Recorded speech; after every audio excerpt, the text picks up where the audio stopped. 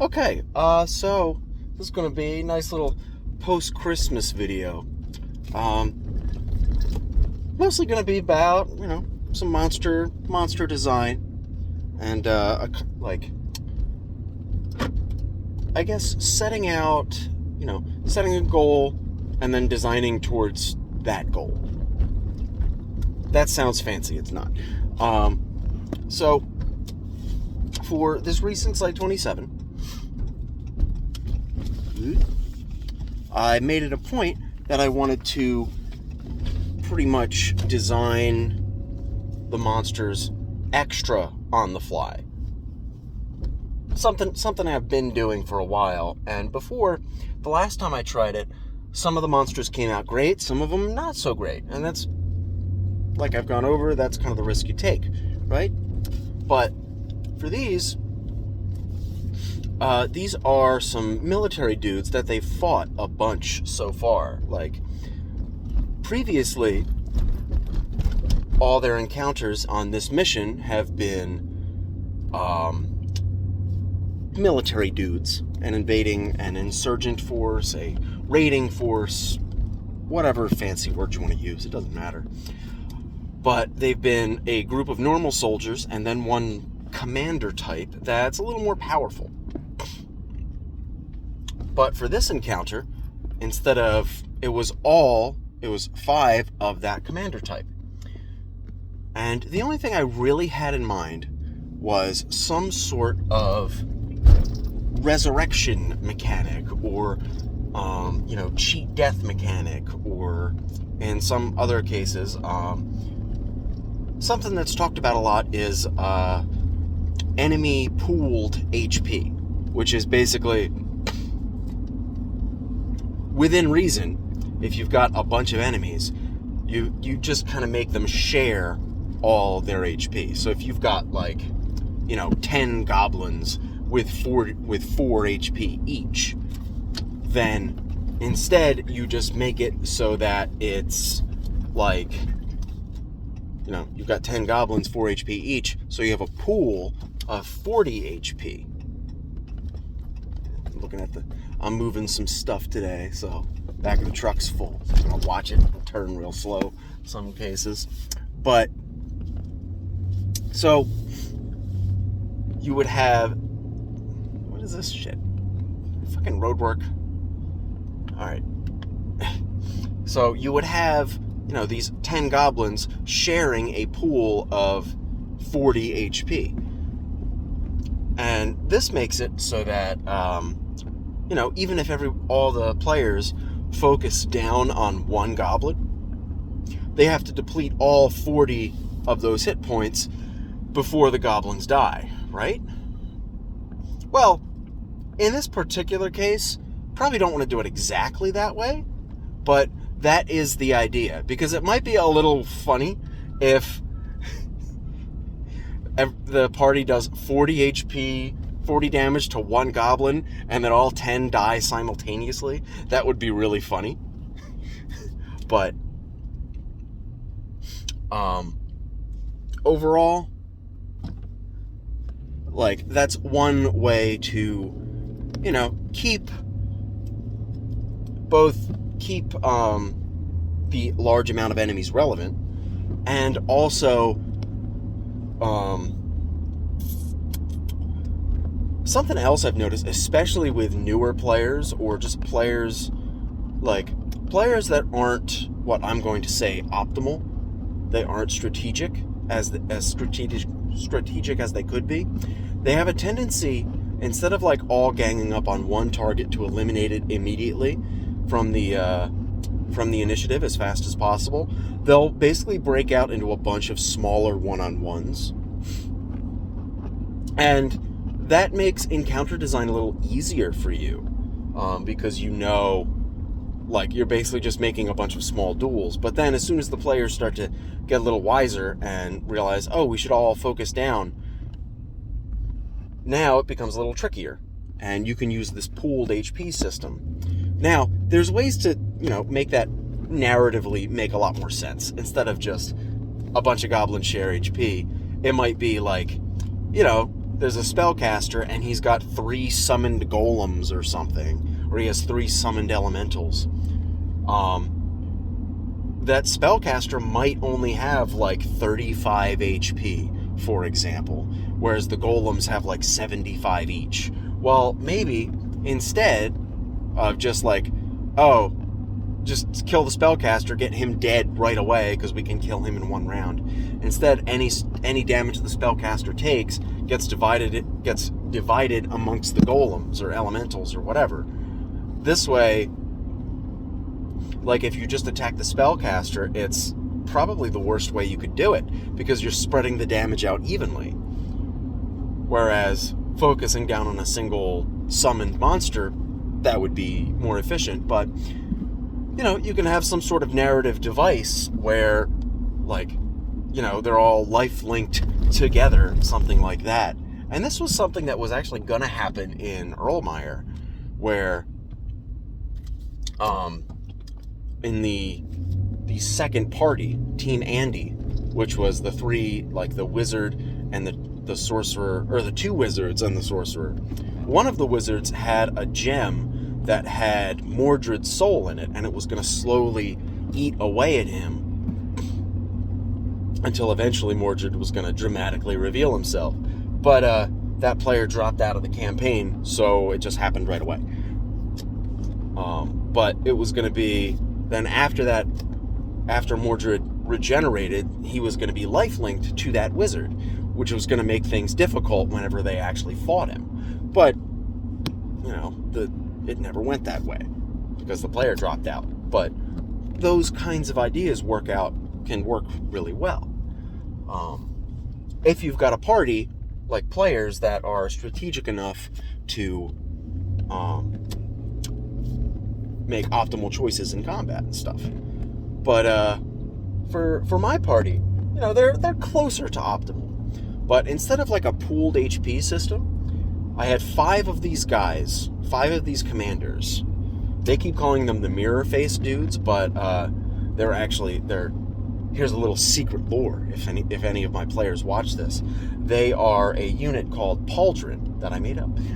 They're not a part of like normal SCP lore, but they're just this little military unit called Pauldron, and they utilize mechanite technology that they buy, that kind of thing. They're not mechanites themselves. But anyway, they're linked up in thanks to this technology, and whenever one of them dies, or if one of them hits 0 HP, another one of their number, if they have line of sight, they can use a reaction to prevent that dying individual from dying. And then at that point, it's basically like a 3 strikes you're out system, where now they're at 0 HP, and the next time they take damage, they die again, and they can be revived, and death can be staved off one more time. Then the 3rd time, they can't be revived, or they can't be what's the word? They can't be not deaded. They can't be unkilled, unalived. The reaction doesn't work. So basically, it's like they have to hit the 60 HP that these guys have, and then they hit. Then they have essentially, they have 1 HP after that, 1 HP one more time, and then the 3rd time they take damage, they're just dead. So it worked out pretty well. They managed to kind of figure it out quickly, or at least like they were like, oh shit, this guy's reviving, and they just kind of hammered down on that one guy. And it also that also has another effect of that kind of absorbs the like higher damage that some of the characters are capable of, like the bigger chunks of damage, like the barbarian NPC they have with them is capable of big chunks of damage all at once. Well, if he might do like 30 damage in a hit, but if it just takes one, any damage kills them. sorry about that, any damage kills them, so it kind of doesn't matter, right? So, in effect, that one enemy kind of negated 29 points of damage, if you want to think about it that way. The sun's like right there. I'm gonna wait till this road turns a bit, and then we should be good. So, I knew I wanted some kind of system like that, but I came up with it kind of on the fly, more or less. Then some other capabilities, like one, I wanted to leave what these guys were capable of open-ended, depending on what the situation became. Because of where I put them, they were investigating the one character's bunk. It ended up like being all 5 of them in a small room, and then the party outside the room kind of focus firing in. So I gave them this one weapon, this one attack that has a bunch of pushback to knock all the enemies out of the way, or all of the players out of the way, so they can come out into the hallway. That kind of thing. It wasn't a super difficult encounter, and that's for another reason that I'll get into in a minute. But it wasn't a super difficult encounter, but it was like narratively flavorful, and it planted some suspicions and ideas for what the characters are, or for what this invading force is looking for.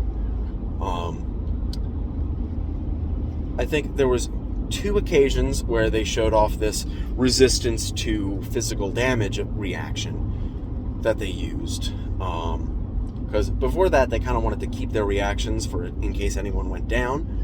But after 2 or 3 of them went down, they started to use their reactions to reduce incoming damage instead, which maybe they should have done sooner, but, you know. It was also, I didn't think of it right away. Then I gave them some little grapple-on hit effects. And, you know, you don't always need to have your monsters fully fleshed out, like fully designed when the combat starts, because as in the words of Matt Colville, encounter design does not stop when initiative is rolled. Always be willing to twist and tweak your monsters a little bit, depending on exactly what's necessary. One small thing I didn't do was, if I did want to make it more deadly, all of these guys should have had 2 attacks instead of just 1. They did great. They did like an average of like 14, 15, 16 damage a hit, and they had pretty good hit chance. But they only had 1 attack. So as a result, they didn't do a huge amount of damage. But they did focus down on the rogue, which he actually did go down once. They got him right back up, but still. Otherwise, so there's basically going to be one more combat encounter for this mission, and then that's it. They have a lot of their resources left, at least HP wise. They've definitely used a few spell slots up, or at least I think they've used at least like 50% of their spell slots or more up at this point.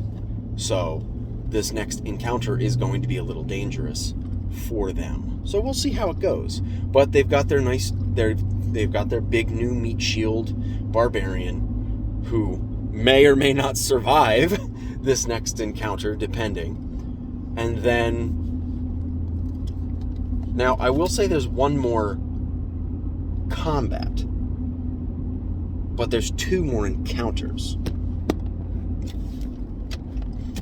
and that's all I'll say. Something else, like, that actually touches on something, like, for, like, you know, adventure and encounter design. Like, sometimes you do want to let your players know not exactly, but kind of what's coming. Like, say, you know, you can say stuff like, you know, if your players are wandering outside of game, and they ask something like, how far through it are we?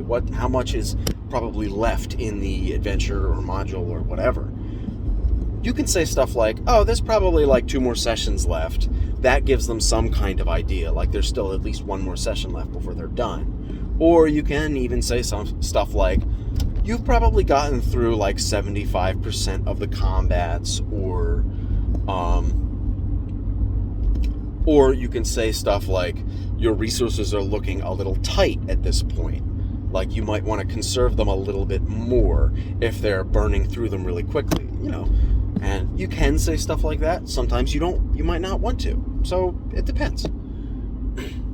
But yeah, pretty rambling topic on some monster design and a little bit on encounter design and stuff. But just some thoughts I wanted to get down.